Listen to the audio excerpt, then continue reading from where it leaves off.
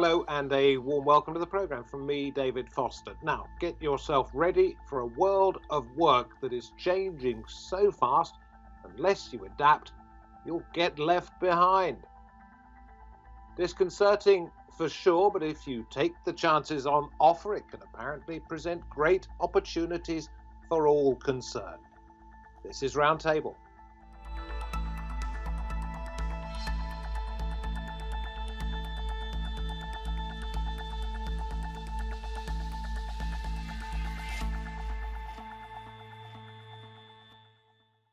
Think again, adapt, be fast on your feet, and the chances are said to be there. The dangers too. In this programme, we'll tell you what to watch out for and when to be wary.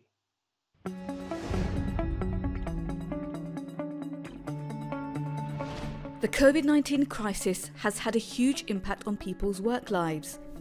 For millions, it's meant the end of a job. For others, working from home is a new normal.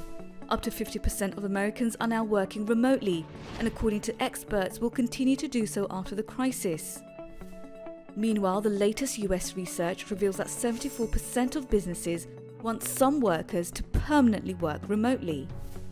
And many companies are ditching leased office space, hinting that not everyone will go back to the office.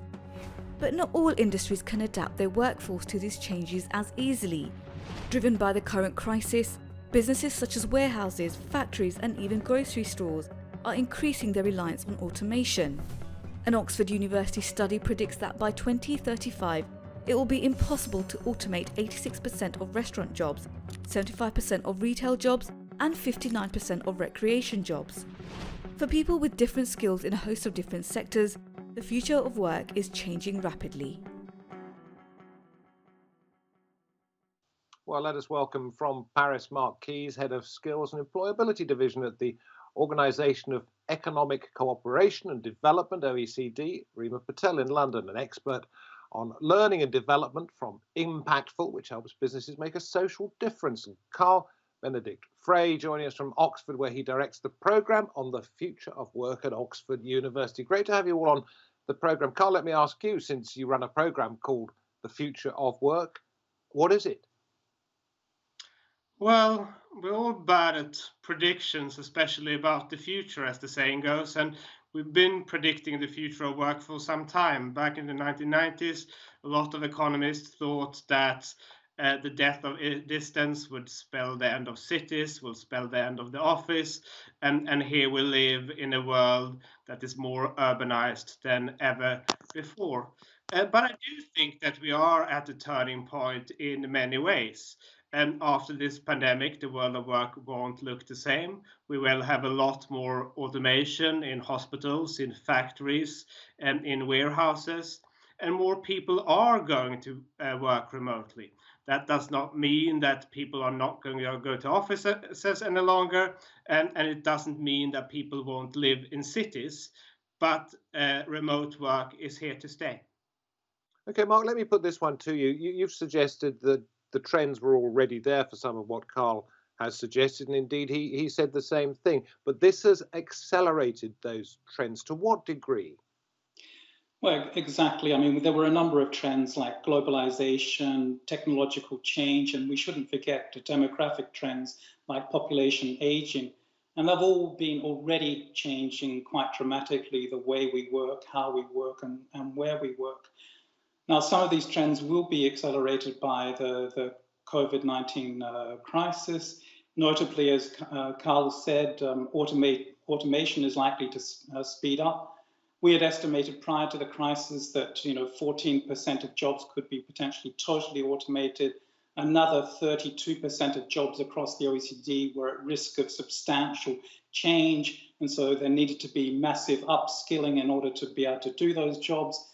And all of those trends are to some extent being automated by the pandemic. So we really have to ensure that workers are adequately equipped to work in a sort of a more digital world, more equipped to work, do teleworking, for example. But we also have to ensure that things like the social security systems are also in place so that new forms of employment, like platform work, for example, workers in those jobs are actually also covered by adequate social security systems. We see that that's been really important, actually, in the current crisis, where some workers just haven't been covered by social security, and they're stuck at home. They're either sick. Are you confident? Can I just ask you this one? Are you confident that all those people that will lose their jobs because of automation and various other factors will be able to find work, that there will be enough employment opportunities around in the future? Well, I think at the OECD, we've really insisted upon the fact that we make our future, that there's no such thing as determinism. It's not these exogenous technological changes that are driving changes in the world of work and forcing us to work in a certain way. So with the right policies in place, notably with upskilling of workers, for example, we can ensure that they have jobs in the future. Now, those jobs may change what they look like and where they occur, whether it's done increasingly at people's houses, that will change. But we can equip people to work and to find work in the future of work. Rima, upskilling in terms of digitalisation, I don't even know if that's a real word, but I think everybody understands what I mean. Is that the sort of thing people should be doing, reinventing themselves that way? I think absolutely, but I think that there's an underestimation of how complex that can be. The skills that are most sought after in the workplace now are, coding, software development, user experience design, the kind of really complex skills that actually take a long time to both learn and then to build the experience up in the workforce. So I think the question for me really is, where does that upskilling come from? Is it the responsibility of your employer or a previous employer if you're being made redundant? Is it the government? Is it the third sector? And I think organizations are finding it really hard because actually their normal learning and development practices are about improving their current work and their current staff for the work that they're currently doing. How do they then transition to think about what their workers might be doing in the future in 5 or 10 years' time and upskilling for that? On your website, it says necessity and invention, how COVID-19 has shown that SMEs, the small and medium-sized enterprises, could provide answers to society's big challenges. So what are these companies, what are they doing that points the way to the correct future? Well, I think SMEs are interesting because they are small and adaptable and really scrappy. So we've seen a lot in the UK where they've reinvented their entire business models to evolve to being low touch, to online logistics, to delivering online. And I think they're showing the way forward for how the big corporates could actually be taking the lead a little bit. However, SMEs actually have their own challenges. Their access to the technological tools are, not very high. So how do we make sure that some SMEs are equipped with the right tools, technology, upskilling themselves to lead some of that change, to show how it's done, particularly on a more local level, where they can kind of respond directly to the needs of their communities and also respond to the kind of the social and environmental challenges that they're facing, which I think SMEs are a massive part of. Yeah, we'll get into social responsibility, I'm sure, during the course of this program. But Carl, I'd like to ask you, what is the main message that you try to get across in your program, The Future of Work? Well, what we are trying to communicate is that we are living at a time where change in the labor market is happening at a faster pace than ever before. And that means that a lot of jobs that are prone to automation are likely to disappear or vanish over the next couple of decades. That is no longer just confined to the manufacturing sector, where we've already seen many jobs being automated away over the next couple of decades, but across sectors, including transportation, logistics, sales, services. There's really no sector that's being unaffected by this. And at the same time, though, I think it's important to remember, looking at this historically, that over the long run, the benefits from automation have been extraordinary. Before the first industrial revolution, we've barely seen any increases in standards of living. And thereafter, we've seen an acceleration in productivity and wage growth as a result of largely mechanization. And if we only look at incomes, that tends to underestimate the transformation that has taken place, because a lot of people now have access to goods and services that were entirely inconceivable back then. And people today have so much better working conditions as well. During the first industrial revolution, people used to work in coal mines. Today, most of us work, at least in the industrial West, in air-conditioned offices. So I think in a similar fashion, what we're trying to communicate is that the long-run benefits of artificial intelligence, of digitization, and of an acceleration in automation are going to be enormously beneficial. I'll go to Mark in Paris on this one. It's a generational old question. How do we avoid, if there's so much more automation, becoming slave to the machines? Yeah, I think that's a really good question, because I think Carl's right that in the long term, we don't need to fear massive technological unemployment. What we do need to fear more is growing inequalities. And that we saw that over the last 3 decades in many countries, there was a rise in inequality. So it's a question of how do we ensure that we actually have sort of a fairer future of work? And the OECD has put forward this agenda for a future that works for all, precisely because we are concerned about the inequalities growing. And unfortunately, sort of the COVID-19 crisis is just reinforcing that concern, that the people that are going to ultimately benefit from the changes that we see in society have already been benefiting from them. They already tend to be the richer, more skilled people. And we risk having some people fall behind. That yes, they may find jobs, but they may be lousy, dirty, dangerous jobs. And if anything that the COVID-19 crisis is telling us, we really have to care about people in those what's called essential services. So I don't think we're going to upskill ourselves away from that. We will have those jobs. How do we properly ensure that they have decent working conditions and adequate pay, and reducing inequality more generally? Well, let's throw this one to Rima, because you look at social responsibility among companies, among other things. How do we prevent the social inequality gap getting wider, as has been suggested by Mark?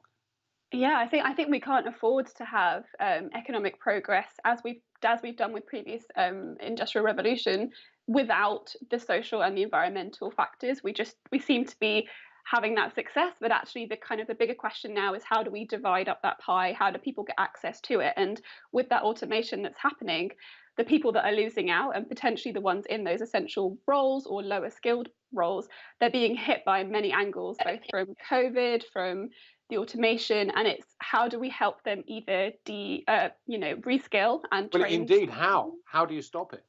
I think it's a responsibility of all the massive organizational kind of structures and systemic change. We need companies to take a lot more responsibility. You can't just have profit without your kind of environmental purpose, the kind of focus on the social and impact on your communities and your employees. So you can't just have that kind of boom bust. When you need employees, you suck them in, and when you don't need them anymore, you can kind of let them go. And actually what we're seeing with COVID is a massive increase. Employer, if you like. I'll get on to social responsibility or where it goes in just a moment, after we've seen this on our screens. This is from Jason Wingard, Dean at the School of Professional Studies, Columbia University, who wrote, "The smartest business leaders won't rush back to the constraints of unnecessary formalities, cubicles, or commutes. Instead, they will accept that the future of work has already arrived." It's going to be good, do you think, not just for the companies themselves, but for the employees? Carl, do you want to take a pitch of that one? Yeah, I mean, it's going to be good for the environment, for one. Roughly 30% of global emissions come from travel and transportation. And what digital technology does, as we're all seeing now, is that it allows us to economize on a lot of flights, on a lot of trips, and communicate at distance. And that also means that people have more flexibility in terms of arranging work around their lives. And that is certainly something that is extraordinarily beneficial. What we know, though, from numerous studies is that innovation tends to happen when people meet and interact. And one thing that digital technology can't substitute for is many of those spontaneous types of interactions that really drive innovation. Companies are perhaps going to have to come up with new ways of thinking. If, let's say, I don't go into work that often, and I'm in a clerical job, they're not going to know exactly what I'm doing, but they will have to have a new way of measuring a person's worth, perhaps. Yeah, I think they need to definitely think about new tools, because teleworking, as Carl said, can bring a lot of benefits for individual workers. It gives them greater flexibility to manage their work and family life, for example. But there's been a number of studies that actually point to some mixed effects on productivity. So some studies have suggested, yes, it can boost productivity, telework, but other studies have said there can actually be some offsetting impacts. There can actually be some negative impacts on people's well-being and mental health in particular. If they're not interacting socially with their colleagues at work, that can actually have a negative impact. They can feel isolated. So companies have to manage. So I heard it better. suggested that perhaps a good employer would organise virtual lunches, virtual quiz games, virtual sort of get-togethers like the office social as it used to be, that they will make sure that there is still that personal interaction, albeit perhaps via a screen. Well, I think that won't be the complete answer, because not everything can be done by the screen. As Carl was suggesting, some of this innovation, some creative ideas are stimulated by face-to-face interaction with people. You miss those little facial features that you pick up when you're really close to somebody, just opposite them in real life. Having a group of people together with no hindrance in communication, like noise on the microphone. A mixture of the two makes it much easier. Yeah. Okay. Rima, are companies going to have to rethink themselves and not just look at the bottom line, i.e. what they perhaps are going to return to their shareholders, but what they return to society? Good companies are going to be rewarded perhaps by customer loyalty. I don't know. Absolutely. I think we're seeing a lot more pressure from both employees, customers, the government now, with new regulation coming in for the environment. Also investors. We're starting to see investors look for organizations that are having a more robust and holistic impact. And I think that kind of collective pressure is going to start kind of inviting businesses to look at their businesses in a different way. I think a lot of businesses are also starting to see a better return, a more sustainable long-term outlook for their business. And I think, yeah, their reputation, brand and reputations are really being kind of tested right now as companies respond to COVID, respond to the crisis in America with the riots at the moment. We're seeing the brands really stand out and kind of make a difference and create a real relationship with their customers. So put COVID to one side. Let's say there's an airline, because we don't want to talk about people moving around the world necessarily, but say there's an airline that really pushes for green transportation. That would be rewarded by passenger loyalty, also perhaps by governments, give them grants and so on. Potentially, with the infrastructure plans being built around by governments around the world, there's this real look at what does a green transition look like, and how do we invest in that infrastructure to support and incentivize businesses to move towards being more green and meeting the 2050 targets that a lot of countries have set. So I think there's a real opportunity here to transition in both a socially just and environmentally sustainable way if governments and organizations kind of work together to make that happen. Carl, what do you reckon? More 0 hours contracts, which a lot of people think are not necessarily a good thing, or perhaps, as you might say, more flexible working hours, which some people might think was a wonderful thing? What are we going to see? Well, I think the technology certainly makes it possible. I think what we're going to see after this pandemic, though, is that more and more people will want job security. Unemployment figures are going through the roof at the moment. We're in the worst employment crisis since the Great Depression. And coming out of this, I think that governments are going to look for ways to reinvent the welfare state, to revive unions, to make the social contract, if you like, stronger. So I think there will be a strong political pressure in the other direction. The technology, as you clearly mentioned, does increasingly allow for more flexible working arrangements. But the downside of flexibility is security. And I think the trick going forward is going to be to balance the two.